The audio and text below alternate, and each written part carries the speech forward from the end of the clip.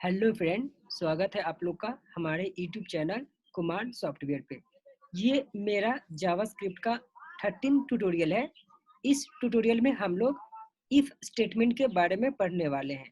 तो आइए देखते हैं इफ स्टेटमेंट क्या होता है और इसका यूज क्या क्या है।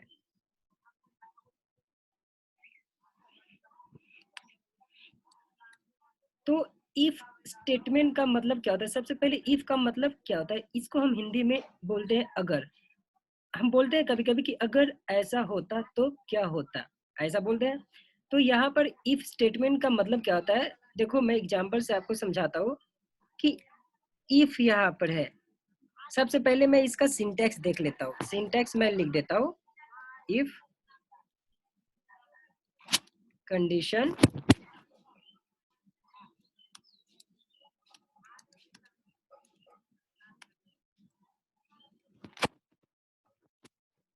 ये आपका सिंटैक्स है। तो यहाँ पर इफ स्टेटमेंट का मतलब क्या होता है, आपको ध्यान में रखना है कि इफ स्टेटमेंट आपका कंडीशन चेक करता है। ये कंडीशन आपका एक भी हो सकता है और दो भी हो सकता है। ठीक है, करने का मतलब कि इफ स्टेटमेंट का मेन यूज होता है कंडीशन चेक करने के लिए। अब देखते हैं कि इफ स्टेटमेंट कब एग्जीक्यूट होता है। तो मान लो कि मैंने बोला कि इफ स्टेटमेंट का यूज होता है कंडीशन चेक करने के लिए। आप यहाँ पर एक कंडीशन भी दे सकते हो और दो कंडीशन भी दे सकते हो। क्लियर है? लॉजिकल ऑपरेटर यूज करके दो कंडीशन भी दे सकते हो। फिलहाल हम यहाँ पर एक कंडीशन ही यूज कर रहे हैं। तो मैंने बोला इफ स्टेटमेंट का यूज होता है कंडीशन चेक करने के लिए। तो यहाँ पे अगर आपका ये कंडीशन ट्रू होगा तो ही आपका इफ स्टेटमेंट एग्जीक्यूट होगा। ये इंपॉर्टेंट पॉइंट्स है, आपको ध्यान में रखना है कि अगर आपका इफ के अंदर में जो कंडीशन है वो कंडीशन ट्रू होता है, वो कंडीशन अगर आपका ये कंडीशन वैलिड होता है, ट्रू होता है, तो ही आपका इफ स्टेटमेंट एग्जीक्यूट होगा, मतलब बॉडी का पार्ट एग्जीक्यूट होगा, अदरवाइज एग्जीक्यूट नहीं होगा। क्लियर है? मान के चलो कि ये कंडीशन आपका फॉल्स आता है, तो तो आपका इफ स्टेटमेंट एग्जीक्यूट नहीं होगा। इफ स्टेटमेंट एग्जीक्यूट होता है हमेशा जब आपका कंडीशन ट्रू हो। क्लियर है? तो इसको हम प्रैक्टिकली देख लेते हैं। ये आपका सिंटेक्स था। आप इफ लिखोगे, इसके अंदर में कंडीशन डालोगे, आपका कंडीशन एक और दो हो सकता है। उसका बाद ओपन ब्रेस करोगे और क्लोज ब्रेस करोगे। इसके अंदर में इफ का जो पार्ट होगा, इफ का जो इम्प्लीमेंटेशन होगा वो आपका इसके अंदर में रहेगा। तो आइए देखते हैं इसको प्रैक्टिकली क्या होता है। ये मेरा, जैसे देखो यहाँ पर मैंने एक वेरिएबल लिया, वैर में एज इक्वल टू 20 लिया मैंने, और यहाँ पर इफ लिया। अभी मैंने आपको बता दिया कि इफ का यूज होता है कंडीशन चेक करने के लिए। तो यहाँ पर मैंने एक कंडीशन लिया कि अगर एज 10 से छोटा है तो ये एक कंडीशन है। देखो तो एज का वैल्यू क्या आपका 20 है। अगर यहाँ पर मैं 20 लिखता हूँ तो ये कंडीशन ट्रू है कि फॉल्स है? ये आपका फॉल्स है। क्लियर है? ये आपका फॉल्स है तो ये एग्जीक्यूट नहीं होगा, क्योंकि मैंने आपको बता दिया कि इफ स्टेटमेंट कब एग्जीक्यूट होता है, जब आपका कंडीशन, इसके अंदर में जो कंडीशन है वो आपका ट्रू होता है, तो ही आपका इफ के अंदर का जो स्टेटमेंट वो एग्जीक्यूट होगा। मतलब कि ये पार्ट कब एग्जीक्यूट होगा, जब आपका इफ का कंडीशन ट्रू होगा। तो मान लो एज में यहाँ पे लिख देता हूँ ग्रेटर देन। ठीक है, अब देखो यहाँ पर मैंने एज ग्रेटर देन 10 लिखा। अब बताओ आप लोग, ये कंडीशन ट्रू है कि फॉल्स है? ये कंडीशन ट्रू है, क्योंकि यहाँ पर एज का वैल्यू 20 है। अगर मैं यहाँ पर 20 लिखता हूँ तो 10 से बड़ा है 20। कहने का मतलब ये कंडीशन आपका ट्रू है, इसलिए इफ स्टेटमेंट एग्जीक्यूट होगा।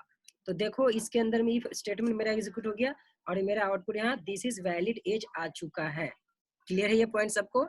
तो फाइनली मैं बोल सकता हूँ कि इफ स्टेटमेंट का यूज क्या होता है, ये इफ स्टेटमेंट कंडीशन चेक करता है, और अगर आपका कंडीशन ट्रू होगा तो ही इफ स्टेटमेंट एग्जीक्यूट होगा, अदरवाइज इफ स्टेटमेंट एग्जीक्यूट नहीं होगा।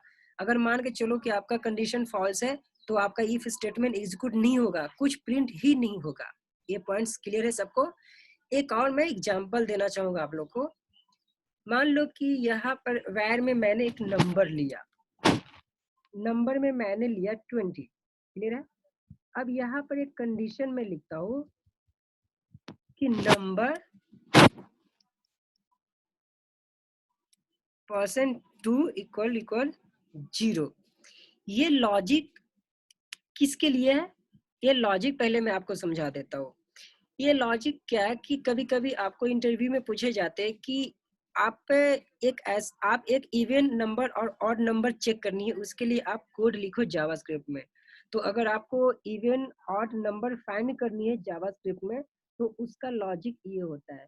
तो देखो यहाँ पर नंबर मैंने क्या दिया, नंबर मेरा कितना है 20 है। तो देखो यहाँ पर मेरा 20 नंबर है, तो 20 नंबर है। अब ई एक क्या रिप्रेजेंट कर रहा है, ये आपका मॉड्यूल्स रिप्रेजेंट कर रहा है। ये पार्ट क्लियर है, ये पार्ट आपका मॉड्यूल्स है। मॉड्यूल्स का मतलब क्या होता है, रिमाइंडर। तो अगर 2 से मैं डिवाइड करता हूँ 20 में, तो आपका रिमाइंडर कितना आएगा, 0 आएगा। अब 0 आएगा रिमाइंडर, तो बताओ कि ये यहाँ से यहाँ के पार्ट जो भी इसके जगह पर आपका 0 रिप्लेस हो जाएगा। अब 0 रिप्लेस हो जाएगा, तो बताओ कि 0 इक्वल 0, ये वैल्यू चेक कर रहा है। तो बताओ ये कंडीशन ट्रू है ना। अब ये कंडीशन ट्रू है, तो आपका इफ स्टेटमेंट एग्जीक्यूट होगा। तो यहाँ पर मैं लिख देता हूँ आपका इवन नंबर। क्लियर है? अब देखो ये इवन नंबर एग्जीक्यूट हो चुका है। पॉइंट समझ में आ रही है सबको? तो ये कोड मैंने लिखा, यहाँ से यहाँ तक का कोड जो मैंने लिखा, ये इवन नंबर को चेक करने के लिए था। तो इसके लिए मैंने लॉजिक लिखा यहाँ पर। ये लॉजिक है कि अगर आपका नंबर इवन है तो प्रिंट होगा, अगर इवन नहीं है तो नहीं प्रिंट होगा। कहने का मतलब कि इफ स्टेटमेंट क्या चेक करता है, कंडीशन। और इफ स्टेटमेंट कब एग्जीक्यूट होता है, जब आपका कंडीशन ट्रू हो। तो देखो यहाँ पर मेरा ये कंडीशन है, ये ट्रू है। अगर ये मेरा कंडीशन ट्रू है, इसलिए मेरा स्टेटमेंट प्रिंट हो चुका है। ये इवन इवन नंबर प्रिंट हो चुका है। क्लियर है? अब मान के चलो कि यहाँ पर मैंने लिखता हूँ, नंबर की जगह पर मैंने 13 लिखा। अब बताओ ये 13 नंबर इवन है कि ऑड है? ऑड नंबर है, तो ये प्रिंट नहीं हुआ। कहने का मतलब कि ये कंडीशन सेटिस्फाई नहीं हो रहा है। चेक कर लेते हैं सेटिस्फाई हो रहा है कि नहीं हो रहा है। तो यहाँ पर देखो नंबर कितना है 13। अगर मैं ये नंबर की जगह पर 13 रिप्लेस करता हूँ और 2 से डिवाइड करता हूँ, तो कितना आएगा आपका रिमाइंडर? आपका रिमाइंडर 1 आएगा।